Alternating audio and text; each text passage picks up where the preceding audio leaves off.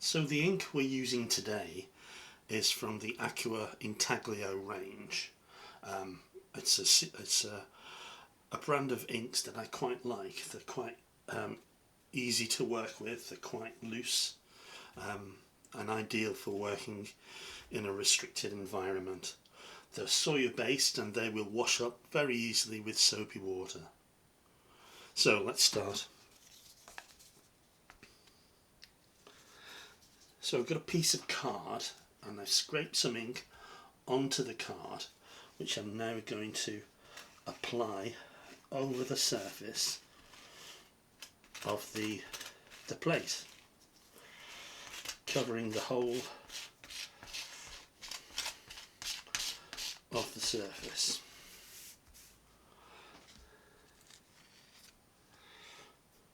This colour is a lamp black from their range of colours.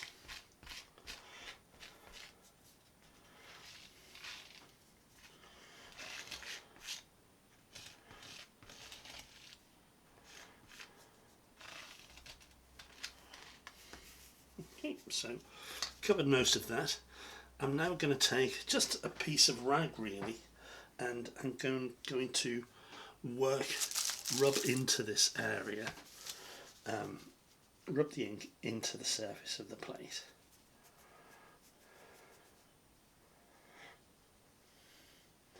What I'm doing now is just moving that ink that's on the plate into the recessed marks that we've made, and the carborundum, which is a raised area on the plate.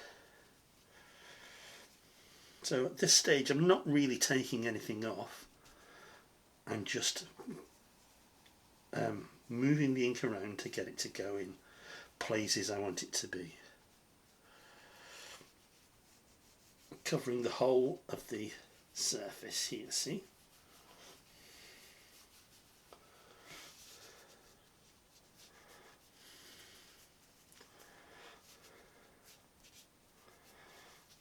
So I've done that.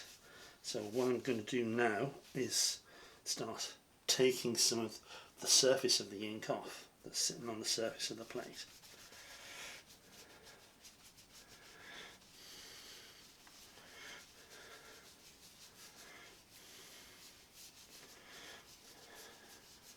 So I'm not rubbing too hard because I don't want to pull it out of the areas where I've got it into.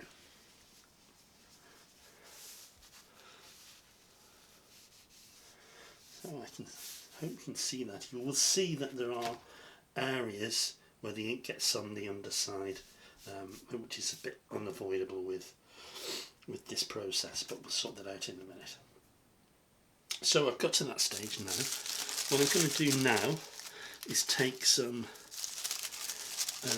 tissue paper and just continue to take the ink off the surface. So just with the flat of my fingers, I'm just working over that.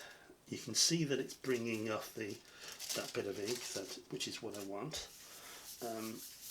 So to keep moving the piece of paper around, because once it's flooded, that area that you're working with, once it's flooded, you're not going to get any more of it.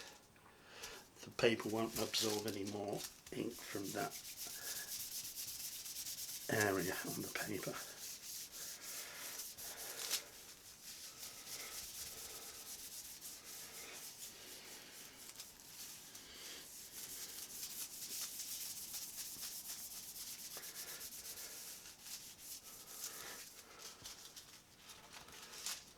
So what I'll do now, I've got a piece of newsprint there, I'm just going to fold it so I've got a clean background and I can see what I'm looking at.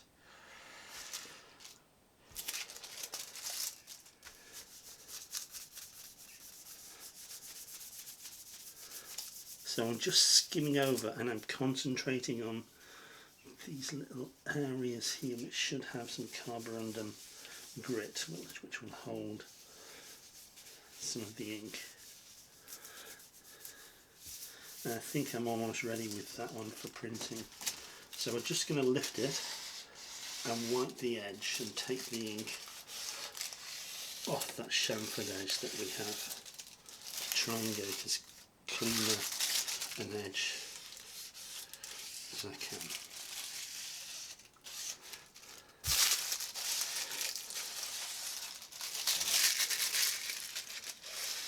I'm not too worried about the ink underneath the plate because it's not going to interfere with the print. So now that's ready for printing.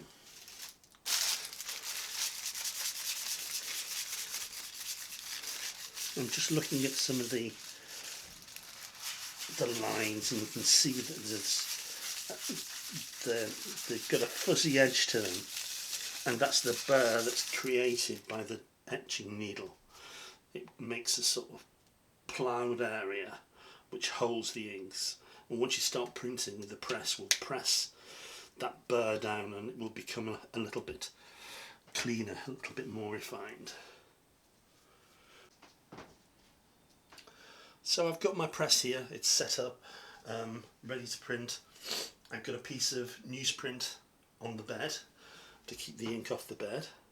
I'll take the plate, place it in position there, try and keep my hands as clean as I can for the paper. So I'm working with damp paper, so I'll take a piece of the damp paper, which is Somerset satin. This is the paper's fairly damp. We'll see what happens anyway.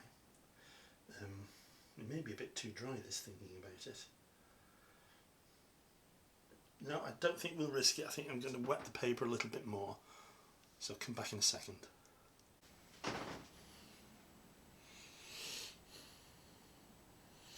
Okay, got the paper now. It's much better, not as dry as it was. So I'm going to position it by eye over the plate. I'll hold one edge of the paper and just drop it onto the plate and then leave it. You don't want to move it once it's on, because you can get smudged marks from the ink on the plate. So again, another piece of newsprint over the top, and I'll move it towards the roller, which creates the pressure, because once the roller comes to this end, you don't want to have the print on the paper trapped underneath the roller. So covering a blanket, just my idiosyncratic press. I've got a piece of vinyl and a plywood board. And it seems to do the trick, so let's wind it through and see what we get. I've already set the pressure on this, so it should be okay. For the video purposes, I'm going to take it back through the press, which I wouldn't normally do, just in case there's a movement in the plate or anything on the paper. But so as you can see what's coming out, and doing this procedure now. So I'll remove the board.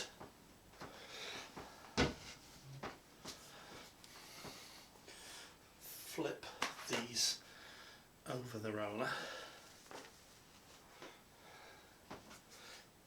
And I can see there's pressure there, so let's have a look.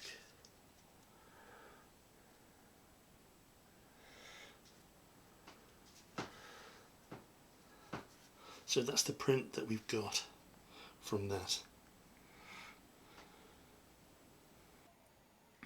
So let's take a look at the prints that we've done. This was the first print from the plate, which was a little sort of pale really. I did wipe it back quite as much as I could, because that's what I always do when I'm printing. Then you can see what is on the plate. Once you have that information, then you can start adjusting the print to what you want really. So from that, I did print 4 of these, and this is one of the better images I feel. I've sort of begin to leave more ink on the plate and wipe it accordingly, and I'm much more happier with this, with these sort of darker tones around. Just a bit more of a moody print really. So that was one of the good ones. That's another one a little bit lost here. I needed a bit more pressure on the etching needle when I was working with that on this particular plate.